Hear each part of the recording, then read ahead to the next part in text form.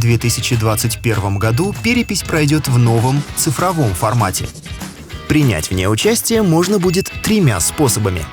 Способ первый. Самостоятельно на портале госуслуг в любое удобное время с 15 октября по 8 ноября. Способ второй.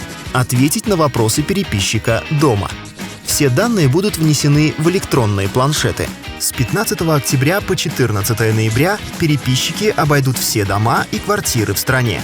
Способ третий. Посетить переписной участок. Там тоже все запишут с ваших слов в электронный планшет. А еще переписные участки организуют в помещениях МФЦ. Там тоже можно будет ответить на вопросы переписчика или самостоятельно переписаться на портале госуслуг со специального компьютера. Подробнее о переписи через портал госуслуг в нашем следующем выпуске.